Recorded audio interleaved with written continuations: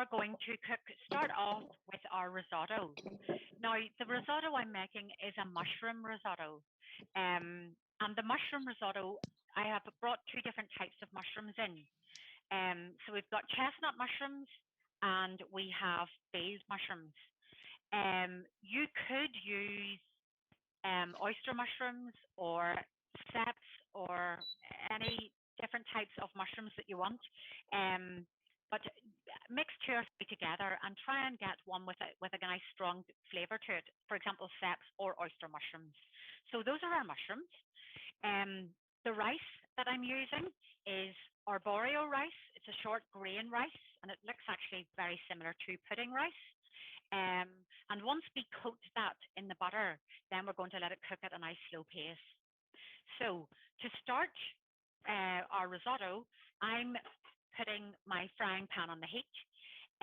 Joining us again. Tracey, you're with us again. So sorry about this, if you don't mind, but we just completely lost you on the mushrooms again. We're at the chestnut mushrooms. So Okay.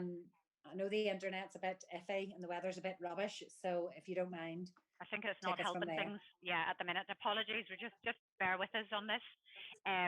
So I'm just going to go over that again, if that's okay. So for the risotto, I'm using chestnut mushrooms and phased mushrooms. So that's two different types of mushrooms, and it's nice if you can use a couple of different types of mushroom, because the flavor you get from each mushroom is quite different. The chestnut mushrooms are quite strong, so that will work very well. The rice that I'm using is arborio rice, so I'm just going to show you here. And it's a short grain rice, and we cook it at a nice slow pace. So to start our risotto, you are going to cut up your onions really small. And what I've done is I've cut them up and I've just gently fried them. So I'm going to put them in the frying pan here. Can that be seen okay? Yeah. Okay, Yeah, so we can see that. okay, so in they go into the frying pan, right? And I have just gently cooked those.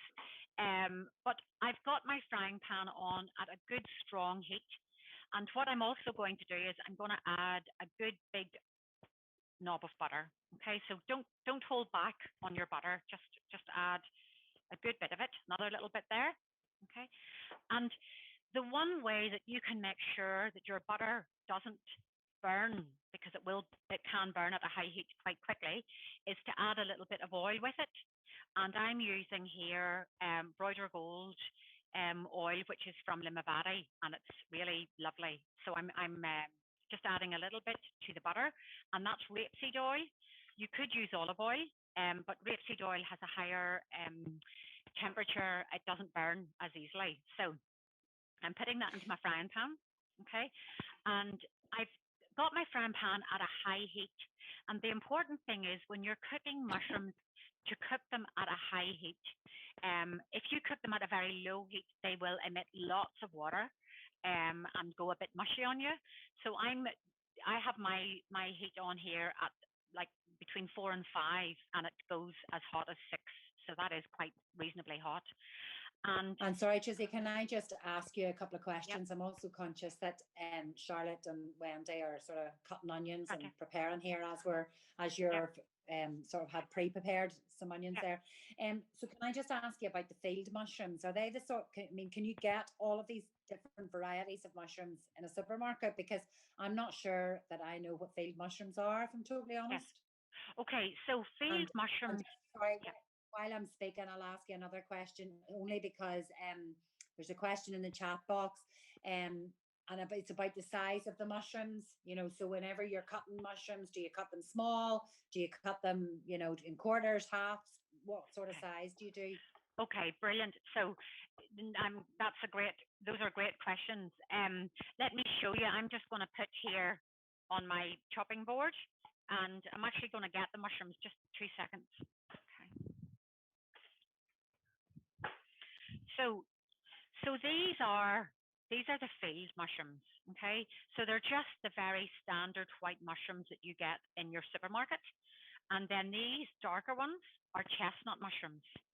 Okay. And Okay. and so when I'm cutting these, so I'm just going to show you here. When I'm cutting them, if you can see, into three. and then just roughly chop them. Okay, so just roughly chop them into pieces. So reasonably small. You don't want them too big. Okay, happy enough? Okay. Yep.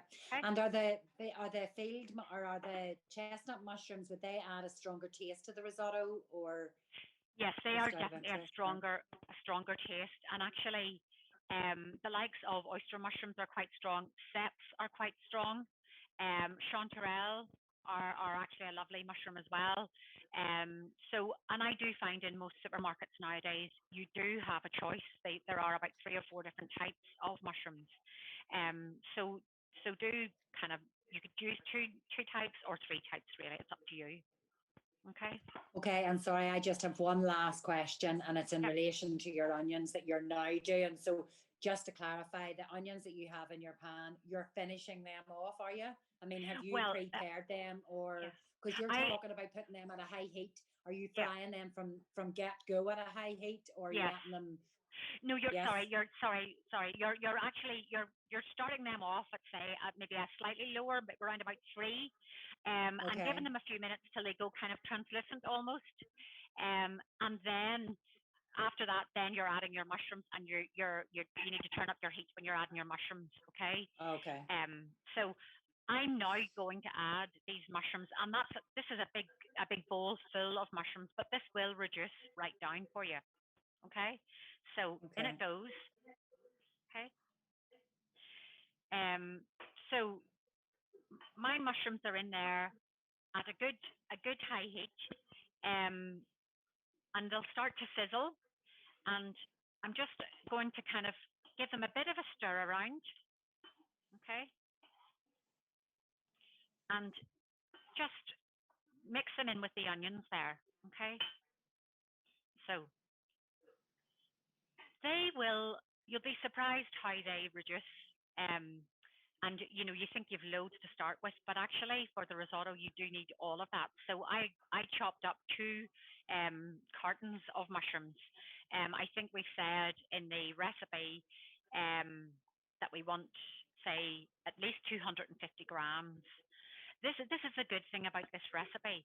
If you have 300 grams or you've 150, that's not going to make a huge difference either way. And it's exactly the same with the rice. You will keep adding your liquid to it. You can go by the amounts that I've given you, but you will also know when you see it, right, it's at the right consistency. It's a bit like probably making soda bread. It's one of those things that you learn by the look of it. Okay. So my mushrooms are just sizzling away. I'm going to take that. And so they're just sizzling away here. Okay. And just let that work away. Okay. Now, whilst that's cooking, so I'm going to leave the mushrooms to cook there. And what I'm going to do is, if you're happy enough, is to do a little bit of preparation for the apple and the goat's cheese. Okay. Okay, so while you're just sort of organizing yourself for that, can I ask those of us that are cooking, are we okay with this timing of this? Heather, how are you getting on? You're good? Happy days. Wendy, you're good. And Charlotte? Yeah, no, all good. Yeah, no, I think I'm with you. And Donna, you're okay too? Can I just ask, are we keeping the mushrooms at a high heat? Yes, Donna, keep the mushrooms, okay. Yeah, at a good high heat. Yep. Don't be tempted to turn them down or anything. Keep them at a good high heat. You've a bit to go yet. You want them to go like a really nice brown and shrink a good bit in size. Okay. So whilst they're cooking away there, That's great.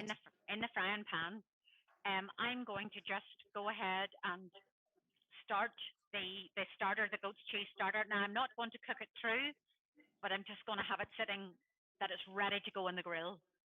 I should say at this point, if you haven't put your oven on to 180, go ahead and do that now, because when we've got the pears ready, they need to go into quite a hot oven for about 20 minutes. So give your oven time to heat up. Okay. So for the goat's cheese and apple. Sorry, Tracey. Yep. Sorry, Tracey. Yes, you can. Wendy has a question. Wendy, Yeah. yeah. Right, I noticed we'll need the oven twice. Once is to caramelize the goat cheese and the other is to do the pears. So Yeah. should we put it on the grill now? Are we going to do the goat cheese now? Okay. No, Wendy, I would just put your oven on to 180, because what Okay. we're going to do is we're going to put the pear tart tatin in the oven, and when it's finished after the 20 minutes, then we're going to just turn it on the grill. Okay, Okay? thanks. Happy enough? Okay. Yep. Go ahead and feel free to like stir your mushrooms there to make sure that they're nicely kind of coated in the butter. Okay, so go ahead just occasionally, but you don't have to do it too much there. And then for your apple and your goat cheese starter, I'm using just a Macintosh red apple. To be honest, you could actually, these have been done as well with cooking apples, but this is just a favorite in our house. So just choose whatever apple you want, okay? You don't need to peel it. We don't need to do that, but we do need to core it, okay? So I've cored my apple, right? And at that stage, I'm just going to take my knife and cut it into rounds of about, say, this thick, roughly, okay? So cut a few rounds, depending on how many you're making, okay? And then just set those rounds. I normally kind of put 2 in each dish, right? So 1 in there and another small one, okay, in there. And then once you've done that, get a little bit of olive oil, okay, and just gently sprinkle it very, very gently, just only literally about a teaspoonful of oil, and just cover your apple with the oil, right? Now, if you don't have one of these brushes, just take it with your hands and just kind of lightly coat it, okay? So you've got your apples like this, and then at that stage, take your goat's cheese. So here I have my goat's cheese. Okay, I've gone for a kind of a mildish one. Don't like it too strong, and cut it into a couple of rounds. Right. So I've cut it into 2 or 3. You could actually, I should say, don't worry if it goes a bit crumbly on you, because you could actually crumble the goat's cheese if you want it over the apples. But I just think this looks nicer for presentation, right? So there it is. Okay. And then the last thing that I'm going to do there is I'm going to drizzle it with a little bit of our local honey. So this is Ballymoran honey, and we live on Ballymoran Bay. And actually, these hives that the bees produce the honey from are up in Wendy's fields, literally at the top of the road here. So we're delighted that we can truly say that this is very local honey, great for asthma, full of antibodies, really good. So and by the way, it is for sale. We can obtain it if you do want to buy it. So just spoon it over your honey, okay?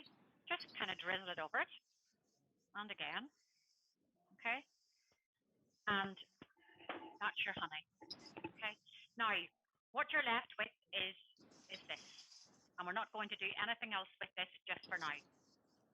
And Tracey, sorry, just to ask any questions, I'm not sure if anybody else has any questions, but are those the dishes, I'm assuming, that you're going to serve your starter just like that once it's finished? So that's a portion per person? Exactly. That is a portion. That is a portion per person.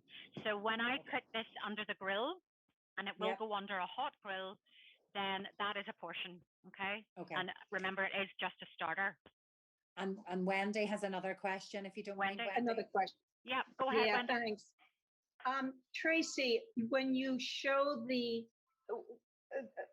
goat cheese with the honey on it, the camera can zoom in a little more, because you're on my telephone and it's tiny to begin with, and then the lighting from your ceiling is kind of washing out.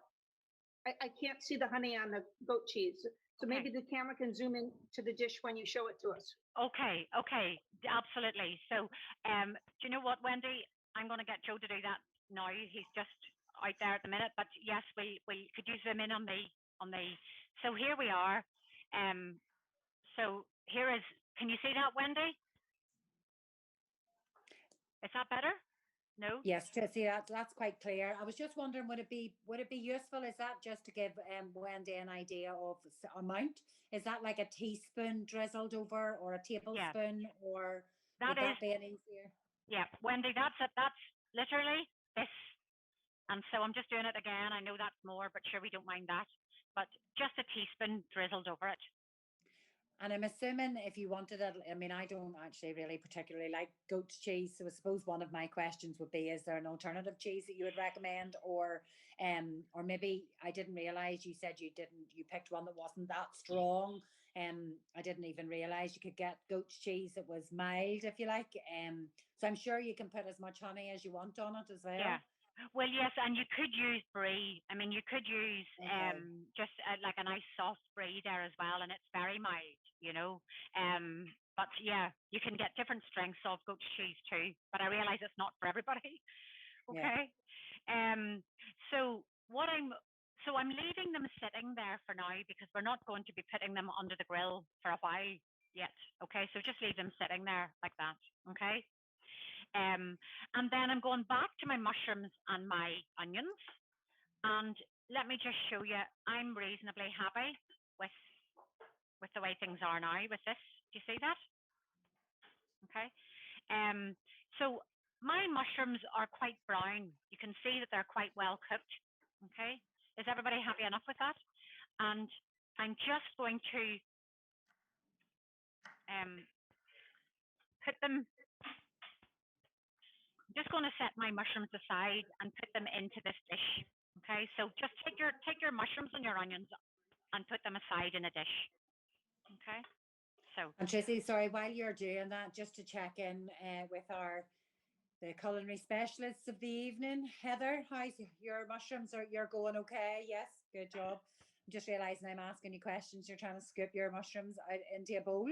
And Wendy and Charlotte, you're going okay? Yes, Donna. Yes, no questions. Everybody's all right? Yep. Good stuff. Okay, brilliant. Okay, so then to make your risotto, so I'm turning the heat down to about 3, okay? So just reduce it down to about 3, and you've got the juices and what's left of kind of the onion and the mushroom in your pan, and that's lovely because you're going to coat your risotto in this first, right? The risotto, I should say as well, is I just wash that very quickly in a sieve under the cold running water, okay? And then just put it into the bowl. And for the risotto, I'm taking a good big lump of butter, okay, into the pan, okay? And that will probably melt quite quickly because your pan is quite hot. And when you've melted that butter, okay, I'm going to add my rice.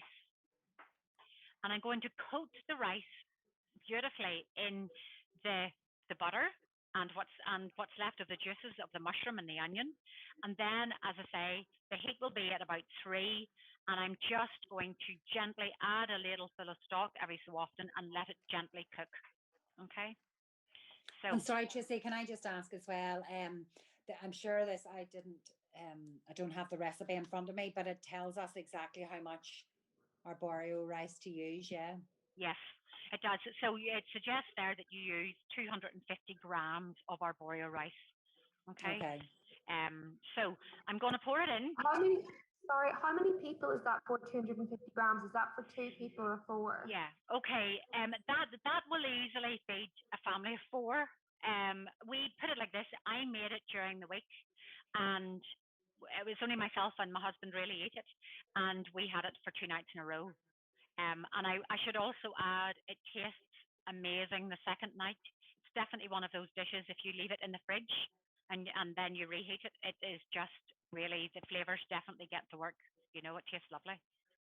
Okay, so Sorry, Tracey, sorry, yep, just to stop you. I have a couple of questions here. Patricia, sorry, I missed one of these questions. Just very quickly skipping back to the starter. Would one of those dishes serve two as a starter? I don't think it's one dish per person, isn't it? it is really, Patricia. It's one dish really per person.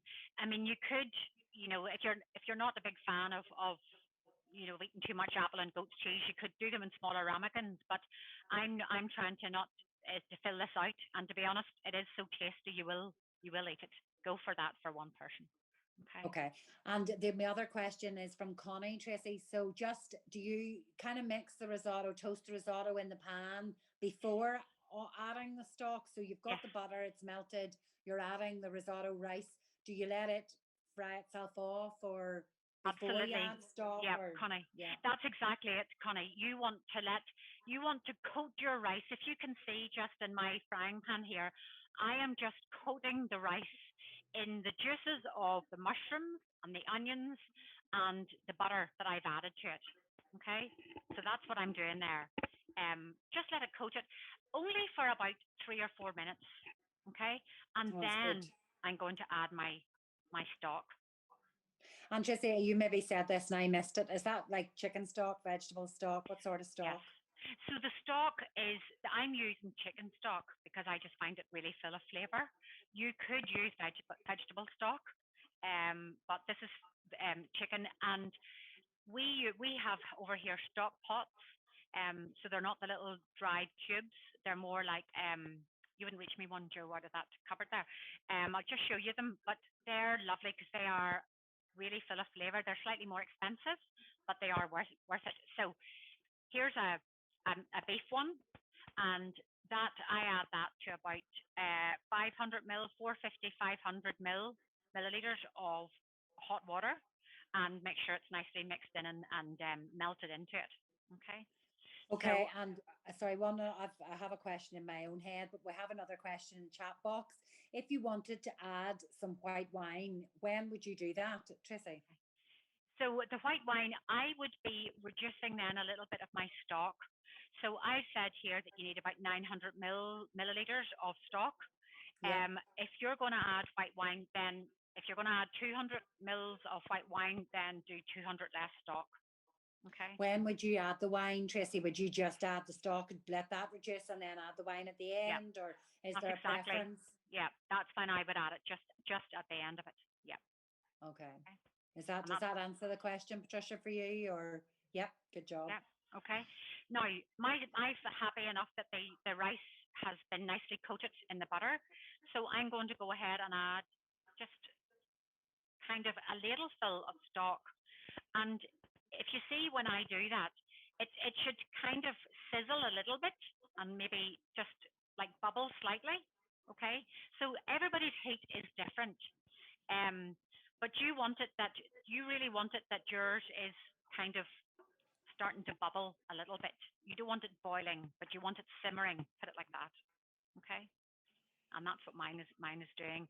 And I've added a ladleful, very bent ladle that I have. And I'm just going to just gently add a ladleful every time the rice goes a bit dry on me. And I'm going to ask probably a silly question, but when you say adding that ladle, so when the pan dries up and the stock is well reduced, is that when you kind of, or do you not never let it get dry, or Yeah. is there any? So don't. Yeah. Try and not let it stick to the pan. Just Okay. when you feel that it has soaked up the liquid, add another ladleful. Okay, Okay. that's great. And doing this at the right pace, this should take a good 20 minutes to make if you're doing it kind of nice and slowly and gradually adding it. Okay. It can become very claggy if you add all of the liquid at one time. That's why you need to add it gradually. Okay. Okay. So that's the risotto. It's working away there. I'm going to keep adding a ladleful every so often, right? To go with this risotto, we are making Parmesan crisps. Now, I'm not going to make them just yet. I've turned on the heat there on another ring, and we need another small, either a frying pan or a saucepan to make these crisps. Okay. But what I would like to do now is to do our pear tart tatin because it's going into the oven. So is everybody okay with that? Yes, are Thank you. all the cooking going okay, Heather? Everybody's happy enough for us to move on? Yep, good job, great. Yep. Wendy, Okay. Charlotte, you're doing okay, and Donna? If we want, Yep. yeah, all good. If you want to have the pear tan later for dessert, are we better to hold off and cook it later just before we want to eat it? You know, in actual fact, what I would say to you would be go ahead and cook it now, but just don't put it into the oven at all until you're ready and do it 20 minutes before you're ready, or put it into the oven and just take it out about 5 minutes early and then just put it back in again. Okay, no problem. Okay, Thank you. so this is just, I mean, this is a cheap pear tart tatin because I'm using already rolled pastry or ready made, if you like. But to be honest, there are some things that you buy in the shop that are of a good quality, and this is definitely one of them. Okay, so so this is my. So for this, let me just show you the pastry here. So this is the pastry that I'm using, right? It's called Just Roll. Sorry, okay, and it just comes in a greaseproof paper and rolls out very easily, right? Now, check your risotto. I'm just going to add another ladle full, you see, here, okay? And you hear how, a little full in a wee bit.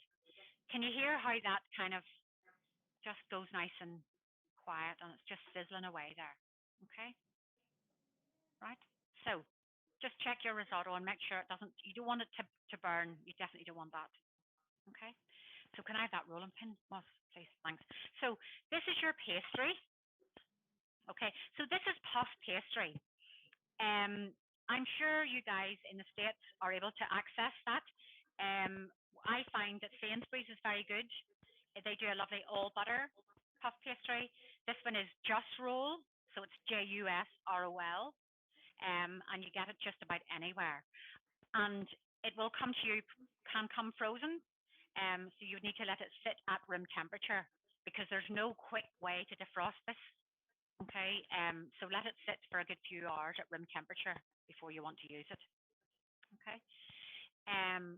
Now, Sorry, Tracey, can I just ask a question? Is that when you're saying that that's it at room temperature, is that for the frozen, or because you know the way sometimes you can buy them and they're in the fridge, they're not frozen in a supermarket. So I Yes. bought one actually this week with the intention of trying to make sausage rolls, which I never got to follow through on, but hey ho. But would I still need to leave that, bring that out of the fridge and let it get to room temperature as well?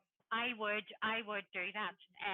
You know, obviously, if it's not frozen, it doesn't need to be as long at room temperature. But I Yeah. just lift it out because I invariably find if I don't do that ahead of time, that I'm working with something that can easily break because it's really stiff. Okay, so Okay. that would be the best advice there. In terms of, so I just want to get the pears cooking. So I have got pears here out of a tin, but I'm also going to use these pears as well, just to show you. The pears out of the tin are delicious. They come in, if you can get them when they're in juice, not in a syrup, just get them in a juice, right? And then for fresh pears that you buy out of the shop, you're basically just going to cut it at the top, right? Cut it down through the middle. This is actually quite. This is a problem with pears. I think at this time of the year, they're quite hard. They're not as ripe as they should be. And then just my apple corer. Joe, was it there? Yeah. Is just I'm going to use my apple corer just to take the kind of middle bit out of it. Okay. So there it is. That's what you want. You don't want any core in it. Okay. And same for the second bit. Okay. Take that last wee bit out as well. Okay. And then what I'm going to do is I'm going to cook my pears. Now you could do this with apples as well. And it's beautiful with apples. But I want to cook these and get these to soften in the butter and sugar, which will form the syrup if you like, or the syrup for your tart tatin. Okay, check your risotto. Okay, I think I'm ready for another ladleful here. Okay, so in it goes, another ladleful. Can I ask a question? Please. Absolutely, Wendy. Yep. Yep. I have to choose which pan I'm going to use to melt the butter and the sugar together. And I don't know if I should use a frying pan or a saucepan, or the size of it. So if you tell me now, show me the pan you're going to use, then I'll know which one to put my butter and sugar in and start Yep. melting. So that's what I'm about. So I'm doing that now. So what I'm using there, Wendy, is quite a big frying pan. Yeah. Okay. If you use a very small frying pan, then you don't need to roll your pastry out as much. It'll be a thicker pastry. But I like a good big one. So on it goes. Looks great, Wendy. Okay. Perfect. So can you take that away? So can that go over there? Just because can't do it in both. So I'm just going to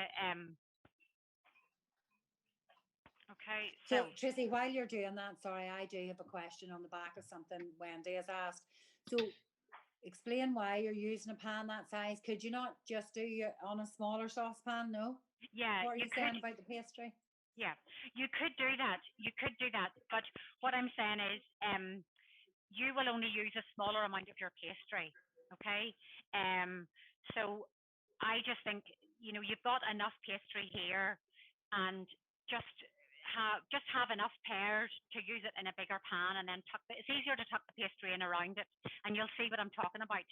But if you're just making a very small amount, or it's only for one person, then just get rid of your pastry with the excess, but you will have excess. Otherwise, the pastry will be very thick. Okay. So I'm going to show you now when I roll this out. Okay, so I'm putting the pastry on the flour, right? The frying pan, sorry, I just want to finish that bit first. The frying pan is on a heat of about, 4 or 5 there. And I have That's here... quite a high heat. That is quite a high heat.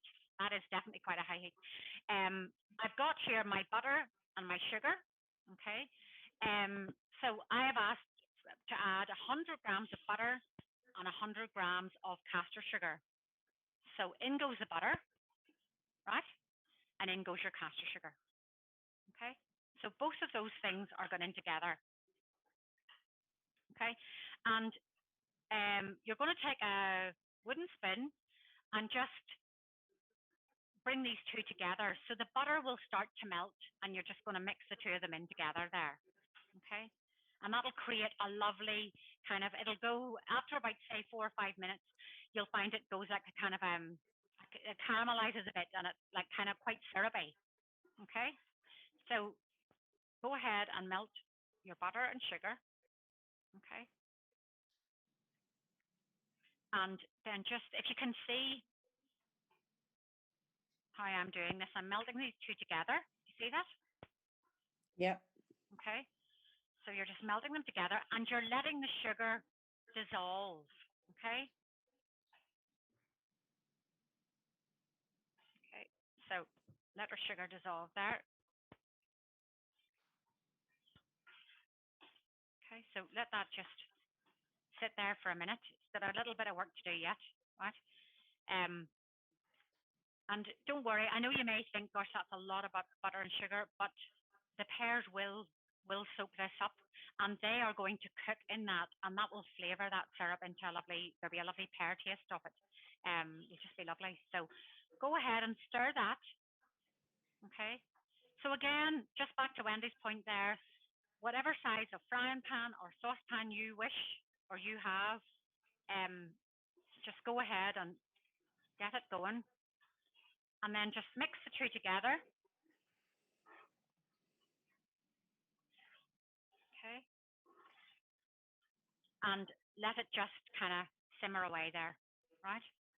So just putting the camera in close, Wendy, just in case you can see that there, just, okay, so let it just, that's almost, my sugar is almost dissolved, but it's not there yet. Okay, so it should start to kind of bubble a little bit. Okay.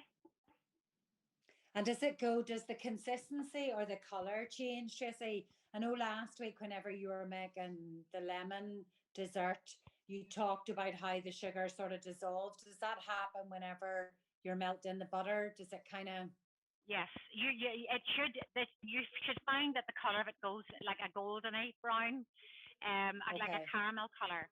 And if I let that just sit for a minute or two, that's what will happen. So it starts to kind of get thicker a little bit, right? And just let it sit and do its work there. Okay. And then yeah, while Patricia's asked a question. Sorry, yes, Tracy, did I just ask a quick question?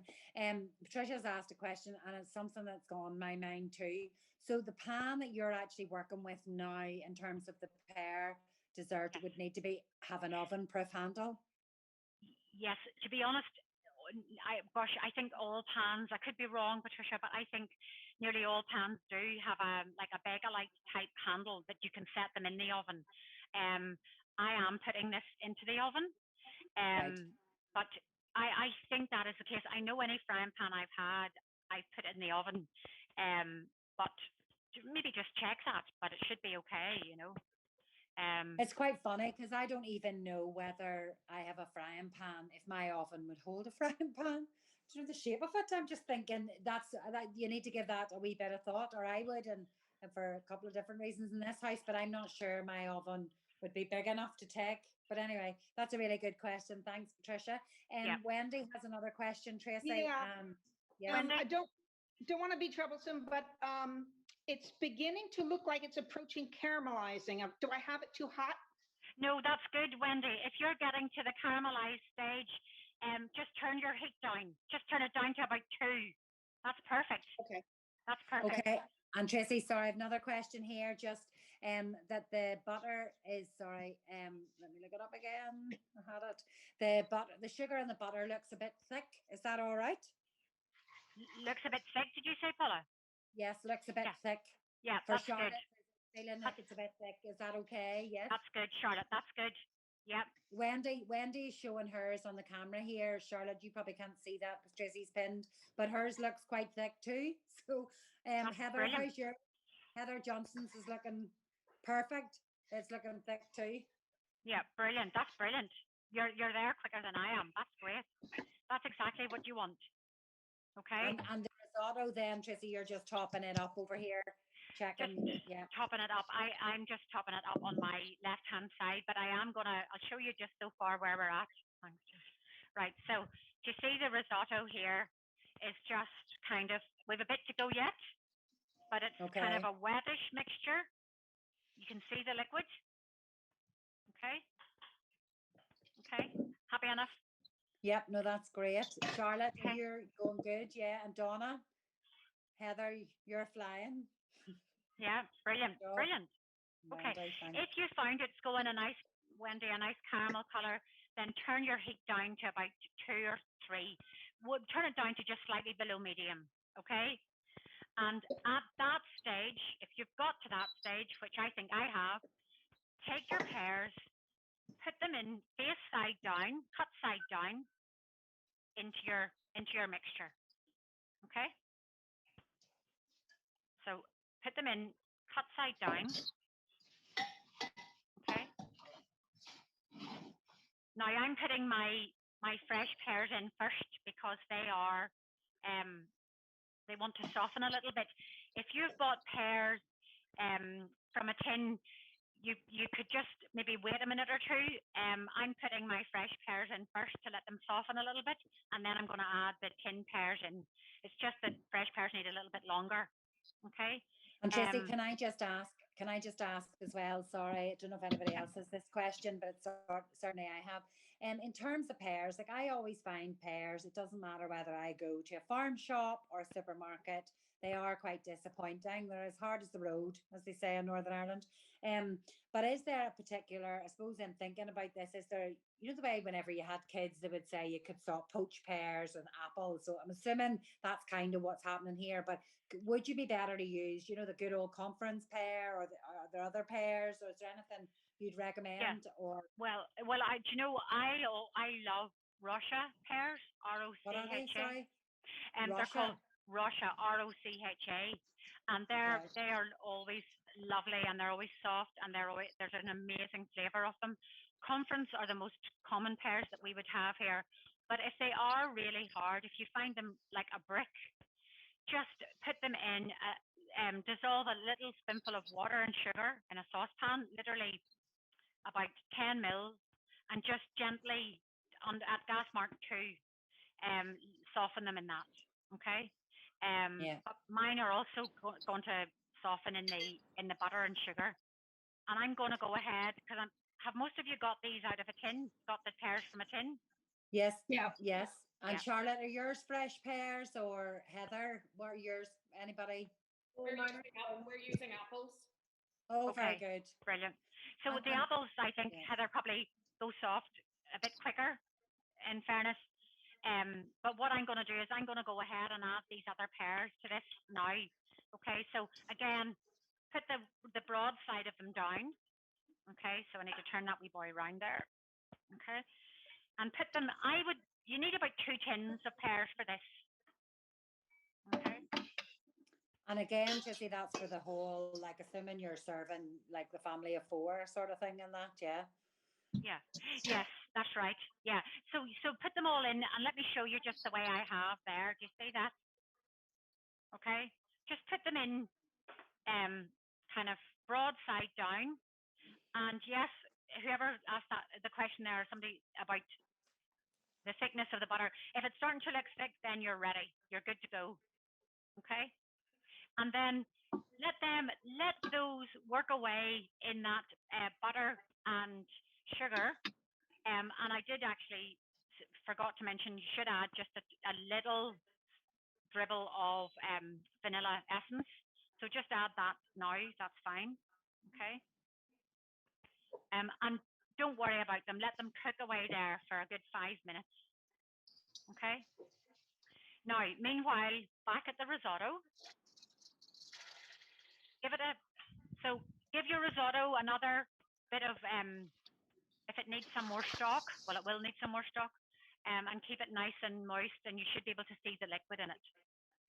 Okay, and then take your pastry, put it on a floured table. See the flour I have there, right? Put it on a floured table. Get a bit of flour on your rolling pin and just roll it out. Okay, so I'm just rolling it out, and I'm not. This is for.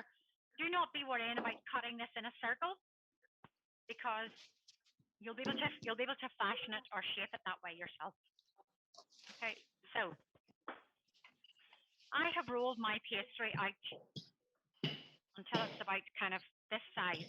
This is where you need to think about your frying pan. If you're working with a small frying pan, then cut your cloth accordingly. Okay, right? So my pastry is ready to go on top of my pears, but I want to leave them for a minute or two yet. Okay, so happy enough with that, everybody? Yep. Have I time for a question? Yes, please do. I suppose my question is really to our American friends and our Canadian friends. Would you be inclined to use apple or pears for this dessert? Do you have a good access to fresh fruit, Connie, over? Yes, we usually can have access to fresh pears from Mexico, so and we love pears. So Okay. Yeah. Okay. You're lucky. And You probably get one of the things you've always said to me, Tracey, and it is actually I do love the Pink Lady, and you always say that they are the worst manufactured apples or something, didn't you? Well, they're basically the Pink Lady are the least nutritious of the apples, and they're also the most expensive. Right. And I watched Rick Stein there a few weeks ago, who's a famous chef from England, and he was saying that they're all just kind of they're just perfectly formed, and they're all very supermarket ready. Go into somebody's orchard, Wendy, Heather, and picking those apples, that's just what you want. That's exactly what you want. They're just and Heather, are you using, just out of interest, because you're doing the apple version, what sort of apples are you using today? Are they from the garden, Heather? No, I'm not actually sure what they are. Yeah. What they are. Yep. Yeah, no, that's great. That's Very they're good. just full of flavour, and they just go really well with the goat's cheese. Okay. Now Okay. the pears are cooking away. Okay, happy enough with that. All's going well there. Just let them just kind of bubble away there for a few more minutes, and then we're going to put our pastry over the pears. At this stage, your risotto is at the last of the risotto should have had nearly all the stock by now. Okay. Can I just do a check, Tracy, before you move on? Yeah. Charlotte, Donna, Heather, Wendy, since you're cooking, is your risotto kind of getting near the final stages? Yeah. Donna says that's great. Wendy, yeah. Heather, great. That's great. Okay, that's great, Tracy. Crack on. Okay, brilliant. So what I'm going to do now is is do you see when you've got to this stage with it? So do you see there? It's still quite liquidy, right? At this stage, when you're nearly either you should have added all of your stock, but if you're nearly at that stage and you've added your stock, don't do it if you haven't added your stock. But if you have, then take your mushrooms and your onions and add them in. And out comes all that beautiful juice. Okay. So scrape those in. Okay, thank you. And just for the last few minutes of cooking, just mix everything together.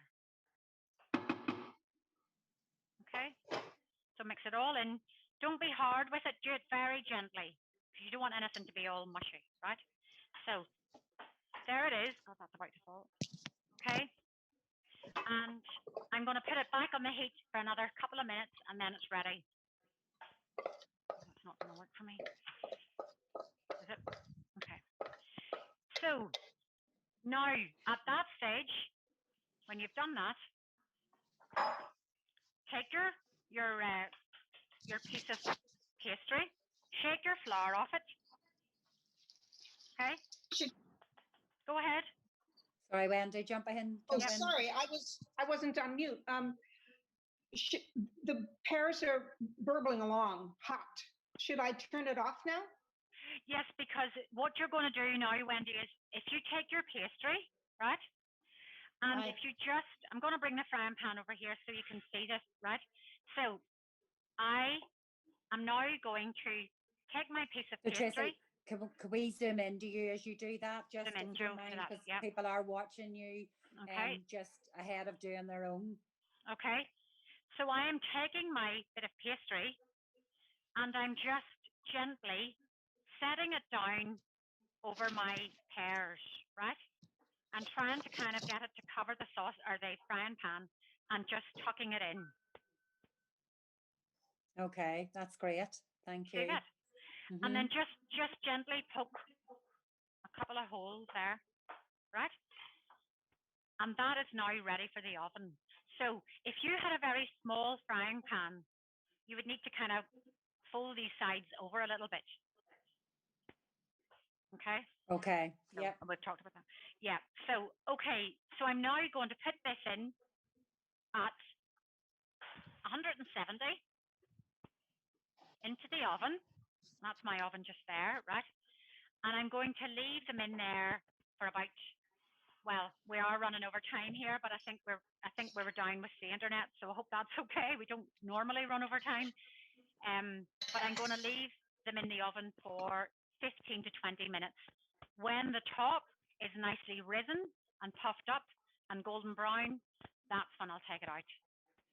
Okay, Tracy, I just want a comment here from Charlotte. So Charlotte is going to do the finishing stages of this later, as in adding her pastry. So should she hold off on adding the pastry? So she's doing that final touch later on. She's going to do it later. So should she leave adding the pastry at this stage? Yes, Charlotte, that's a good idea. As long as your pastry doesn't stick to the table, but get it if it's well enough floured underneath, and you could ideally put the pastry into the fridge. And let it rest in there and it'll not stick to anything, and then take it out a few minutes before you're going to put it over your pears. literally set it on top of your pears into the oven, and 20 minutes it's ready. Okay, that's great. Thank you, Charlotte. Is that, I know you're probably putting it in the fridge there, but is that okay for you? Perfect. Thank you. Okay. Any other questions? What about anybody who's sitting watching this? Is there any questions to up to this point where everybody's okay? That's great. That's great. Now, we're going to take the risotto off now. Okay. So I'm just going to show you. There's my risotto, right? And I just want you to see that it's still quite moist, right? In no way is it, you don't want it dried out, okay? And I'm going to just put some of that out on a plate shortly, because I want to do my Parmesan crisps first, okay? Do you want to do a live? I'm really excited about the Parmesan crisps because I don't know how to make them. Okay, well, this is actually really easy. You'll think to yourself, is that... I know. Tracey, you say this to me all the time. That's really easy. You say potato bread's really easy, and that never works out. Connie, isn't potato bread really easy? And Terry, yeah? Potato bread is very easy. You're right. I have not found it like I've not found it easy. Okay, brilliant. Thank you for sticking up for me, Connie. Okay, so for the Parmesan crisps, I have just grated. So literally grated this as finely as I can. Do you see that? So just take a nice piece of Parmesan or Gran Padano, which is also beautiful. Basically a hard cheese, but Parmesan is good for this because there's a nice sharpness and it works really well with the creaminess of your risotto. So I have grated, gosh, I suppose you could say that's a good handful of cheese into a bowl. And I'm putting my pan on the heat, right? Now, I want this to be on a good high heat, okay? And I want the Parmesan to sizzle when I put it on. And I'm not putting oil, butter, or anything else in my frying pan. This is just all I'm going to put onto it is the Parmesan. Okay, so I just want to see how hot it is. I don't think it's going to be. It's not there yet. I'm just going to leave it for a second. So I'm just waiting for that to heat up. And when I've done that, I'm actually going to just put the risotto out. Might as well do that while I'm waiting, if that's okay. So I'm just going to scoop this out. Let me get a... Right, so I'm going to just scoop this the risotto out on my plate, right? And you see how that kind of falls off a wee bit? It's just... Okay. So there's my Parmesan, right? Thank you. I'll give you that. And my heat should be there now.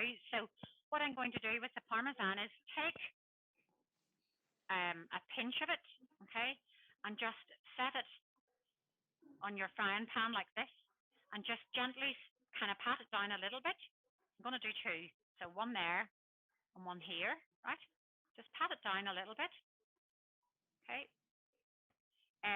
Don't be tempted to do anything with it just yet.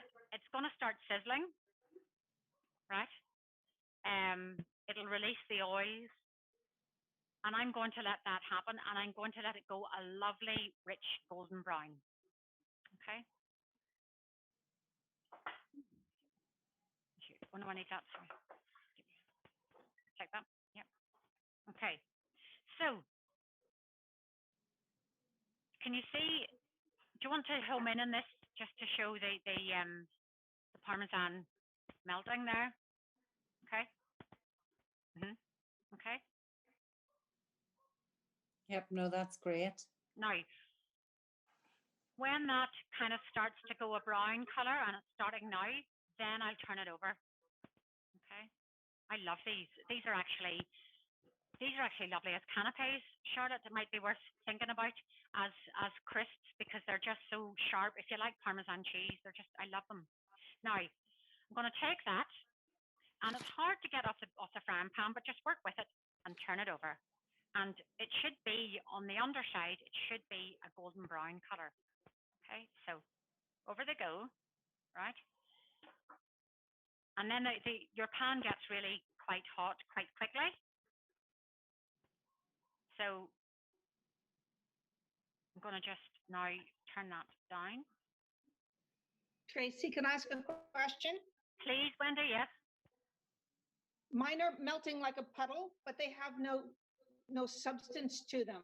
They're just a soft puddle. They're not brown on the bottom. Yeah, they to be honest, you do think they don't have any substance, and you do think, what am I going to do with these? But just when you think that's been cooking for long enough, even if it's not that brown, Wendy, turn it over and see what it's like. You might be surprised. If it's not brown, turn it back. See, Okay, it's so, just a mush. Is it? Okay. So look, this is kind of sorry. So that's really, it's like a bird's nest.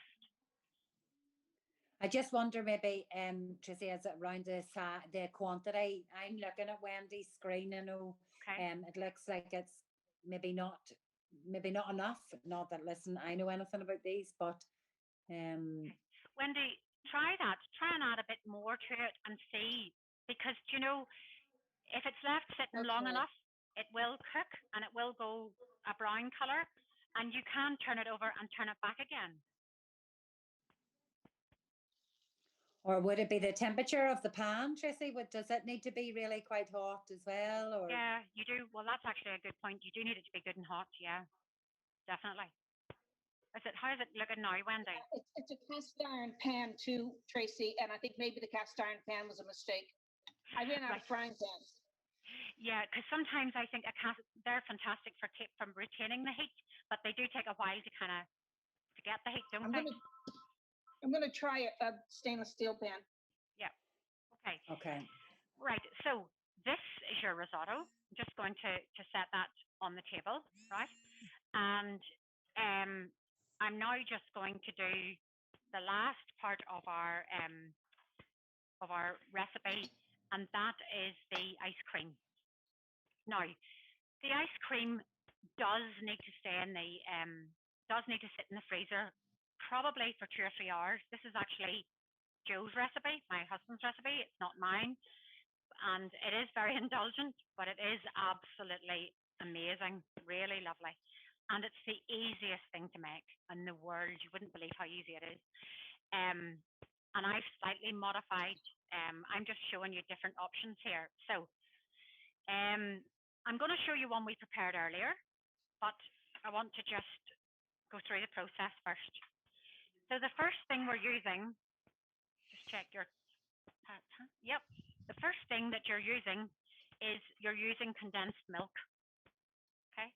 Now, we're using 200 grams of the condensed milk, which is about half this tin. So I'm going to go ahead and put that into my bowl, right? Okay. And to that, you're then adding 500 milliliters of double cream. We have amazing cream here. This is local, and we're just very lucky to be able to use local dairy products. So in that goes, okay. Can I have another spoon, Joe? I wouldn't. Okay, so in that goes, and to that you can add whatever flavor you want. Now, I was suggesting chocolate and vanilla. Okay, so you would add your vanilla extract, which actually I have just run out of, and then you would add your chocolate to this mixture. However, I just want to do something a little bit different. So I've got some fruit here, got some raspberries. These were frozen, so I've just brought them to room temperature, mushed them up a bit. In terms of how much I have there, I have about 100 grams of raspberries, and I'm going to add this to my mixture. Okay, so and Tracy, sorry, while you're doing that, can I just check if you were making? So again, I suppose this is back to the number of people that's going to serve. Charlotte would like to make it for 8 people, so you know, you're serving that presumably with the pear tartan or the apple dessert, whichever you've chosen. So how many, or would you just double up those ingredients for 8 Yes, people? yes, Charlotte. Well, to be honest with you, I'm going to show you the block that this makes because we've made one earlier. So just let me show you this, okay? So I have made 2 different types here. So this one is one I've made with Greek yogurt, which you can do instead of your cream and your condensed milk, and that's how much you get. So that's with the measurements I've given you. That would definitely do 8 people. That's a lot, okay? But Tracey, it's hard to see what does that. Charlotte, would you mind taking yourself off mute for 1 minute? Does that look? Can you see the size of that, or do you maybe Yeah, just no, that's add- quite fine. I just want like a little bit, like almost, it's actually just go with the chocolate fondant. So it's just to add on the side. So that's probably plenty what the current ingredients. Yeah, Charlotte, I think that's loads. I really do. I think you should be. And Would be well. if I want to add chocolate as well as berries, do I add it Yes. chocolate or Yes. not melted chocolate, just broken up? Yes, just broken up. So I've also got, just to show you here, I've also got chocolate and pistachios, right? Oh, perfect. And I just love, do you see raspberry and chocolate and pistachios? Delicious, right? So I'm adding the raspberries to this. What I would do is add my 100 grams of raspberries and keep a few aside to just fold in. Okay, so this is mushed in and it's turning the ice cream a lovely red color. So let me just add this. I'm taking a handful of my pistachios and my chocolate, right?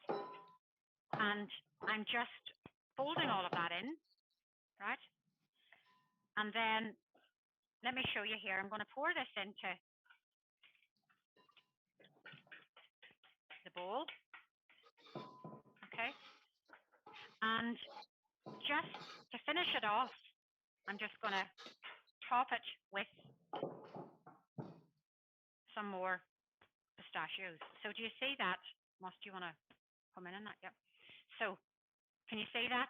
That's what I've made there, and that is, to be honest, that will be enough, for 8 people easily because it's quite rich and creamy. Now that does need to go in the freezer for 2-3 hours. Okay. Okay, that's great. That's a real good kind of cheats recipe on ice cream, isn't it? And you it's okay to use frozen fruit. In this house certainly we would have a lot of frozen fruit, because you can't always get raspberries, but presumably you could add strawberries or anything into that, or blueberries or something. Yeah. Absolutely, absolutely. You can add whatever you want into that, whatever your flavor might be. But it's just great because you don't need an ice cream maker. You don't need to go back to the freezer and stir it and churn it and so on. It's ready.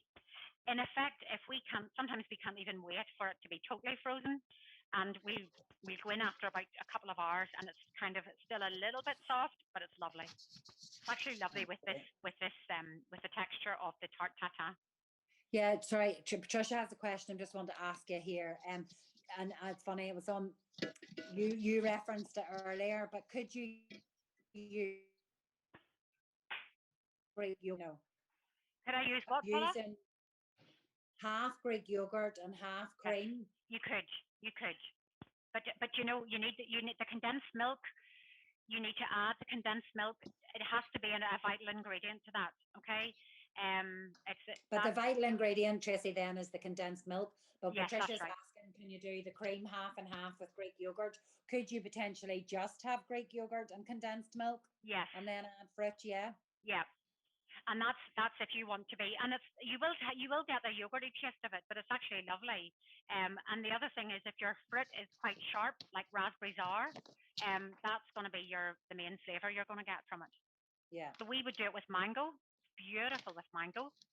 Okay, so we would puree 1/2 of the mango, say about 100 grams of mango, and then cut up about another 50. And just then at the end, put the cut up bits in and fold it in so you get chunks of mango in the ice cream. Okay. That's great. Okay, that's Okay. great. Thank you. So our tart tatin is nearly ready, but not quite. So I'm just going to take the opportunity, if that's okay, to wipe down this surface with my two great helpers here, Moss and Joe. Okay, so can I give you that, Moss? Is that okay? Tracy, while you're just clearing up, Marianne started cooking up here in the corner. So just wanted to check in with you, Marianne. How are you getting on there?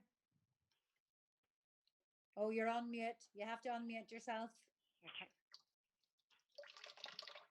Yep, I that's just you. put the ice cream in the freezer. Oh, good. That's good. And the pear tartan is in my oven. Very Brilliant. good. Well done, Marianne. That's And I fantastic. made the crisps too. And did they turn out for you? Yeah. Yeah, I just made 2 little ones. Oh, very good. Brilliant. Okay. So oh, that's good. Marianne's just showing them to us. So that's great. I'm going to make those and have those with a glass of red wine. Well, I'm going to try anyway. I'm not going to have anything else. I'm just going to have the Parmesan crisps. Yes, thanks. Yep. Okay. Okay. Now, I'm going to take this out of the oven and switch your oven to grill. Okay.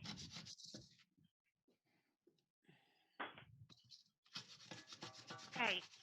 Now, there's my tart tatin. Okay, so I'm happy enough with that. Okay, you probably could do it a wee bit more if you wanted to. The one thing I would say about this is that is really, really hot. I mean, if that syrup gets on your skin, it's really going to burn you badly, very badly. So I'm just going to let it sit for a second, and then I'm going to tip it out onto a plate. Okay. I was wondering how that was going to look. I was wondering how you were going to serve that when you Yes, me talked. too. Yeah, but it was just whenever I realized the pan was going in the oven, I thought this is going to be interesting. Yeah, exactly. So that has to be tipped out onto a plate, and that's when you see the pears. And it looks lovely. It looks much nicer than it does now.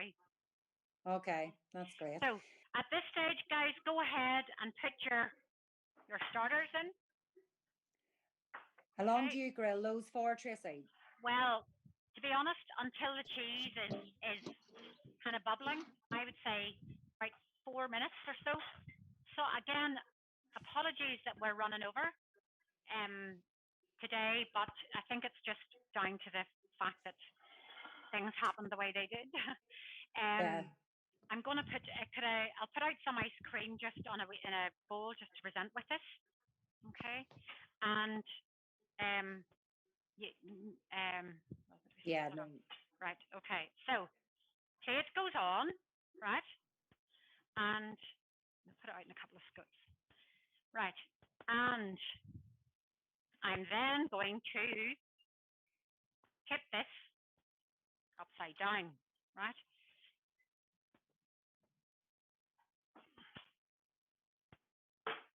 I can't believe that looks like that. Okay, so there you go. So ask Moss if he would put the camera in on that, Tracy. Moss, would you put the camera in on that just to show us what it looks like? Wow. And you've all the lovely juices. Looks really good. Heather, I'm really interested while Tracy's organising herself, and I know we've run over, but that was technical at the start. Have you finished with your apple? How did it look for you? No, we were a bit late getting that in the oven, so that's still in the oven. Yeah. Okay. Okay. So we need. So I'm going to just cut a little bit of the pear tart tatin. Okay.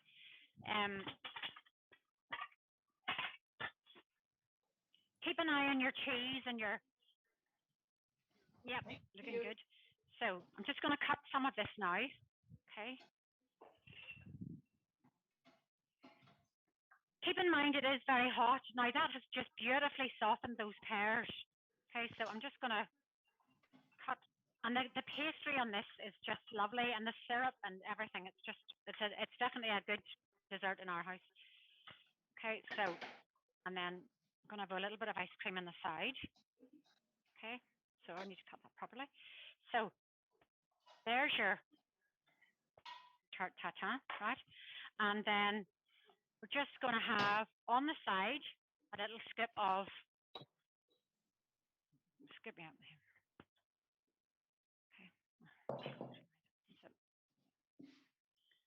Okay, sorry about that. Right, and there's our scoop.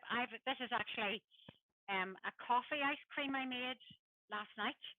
So I just made exactly the same mixture. I put in a good tablespoon of coffee essence, and then I used these coffee beans. These are Johnson's coffee beans from the Bellagio range, and they're a local roaster as well. And they provide a little bit of crunch, and it's absolutely gorgeous. I have to say, I think it's the nicest one yet. But anyway, okay, so that's your dessert. I'm going to have a look at the yeah, our goat's cheese is just about ready. Okay, I'm just going to clear all this out of the way. Yeah, yeah. Is that hot? No, you're okay. So, and so, what did we see? Yeah, I'm happy enough with that. So, there's your goat's cheese. Do you see the way that's just lightly, very slightly kind of browned on top? Okay. I'm not trying to cook the apple, but I can just get the aroma of the beautiful honey out of that, right? That maybe with a little bit of rocket would be just really delicious. So your apple and goat cheese starter, your mushroom risotto with parmesan crisps, and your pear tart tatin with your homemade ice cream, raspberry, chocolate mixture of both. And there it is. And apologies again for the connection. Anybody, oh, can I show you just what we're going to make next week? I just made this earlier. Or not next week, sorry, in a couple of weeks, we're going to do it's actually more of an English dessert, really, but Joe loves it. It's bread and butter pudding. And that's, again, takes no time at all. Has